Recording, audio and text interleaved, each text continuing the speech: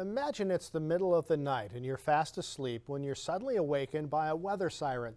Do you know what that siren really means? KDLT Chief Meteorologist Brandon Spinner met with emergency managers in the area to find out. Brandon? Yeah, Tom, there are about 66 counties in South Dakota, and you might think that a siren you hear in Sioux Falls means the same as it does in cities like Watertown, E. Mitchell, Yankton. But what you don't know could put you right in harm's way.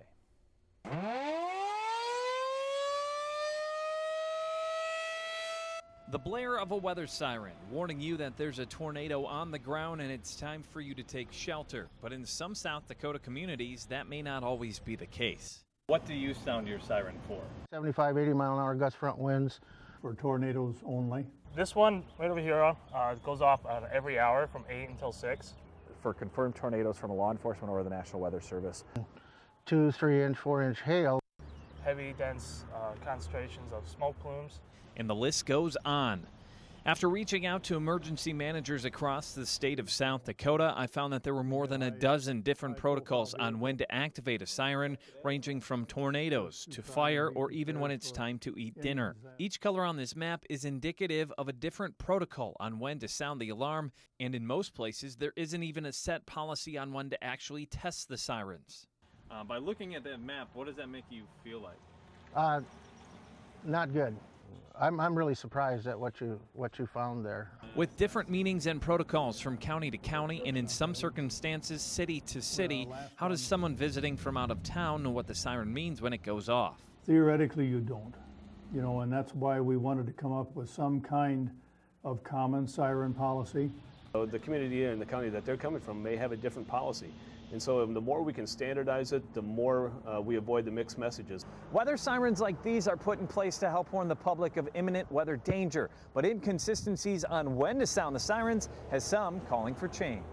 The biggest problem I have, again, is the mixed message component. If we're trying to tell people to take action and they hear the siren, they're sitting there thinking, well, is that a fire siren? Is that a curfew siren? What siren is that? And that's really what we need to overcome. But overcoming that can be tricky, as there are 66 counties in South Dakota and not all sirens are state or county owned.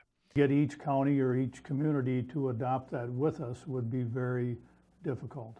Varying meanings for each siren may not only cause confusion, but also ignorance.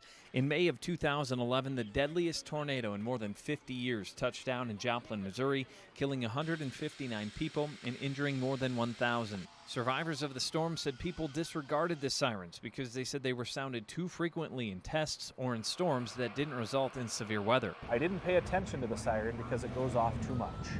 I didn't seek my place of shelter because when the siren goes off, a tornado never happens. And while there hasn't been a tornado-related fatality in South Dakota since 1999, if the message of weather sirens continues to stay inconsistent, that could change sooner rather than later.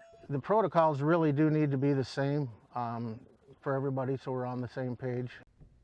Now, as a part of Severe Weather Awareness Week, there will be a statewide test tornado warning tomorrow at 10 a.m. to 10:30 a.m. Now, all counties and towns are expected to sound their sirens. All right, Brandon, what are emergency managers doing to fix the mixed messages we're getting? Well, some of these emergency managers have already met in the tri-state area, kind of just trying to get on the same page. Now, nothing has been set in stone yet, but they are working towards that. And if you do want to know what your weather warning means, we do have a link on our Facebook and Twitter pages, as well as KDLT.com. It's surprising. I had no idea. Kind of angering, isn't it? It's amazing. Mm-hmm. All right. Thanks, Brandon.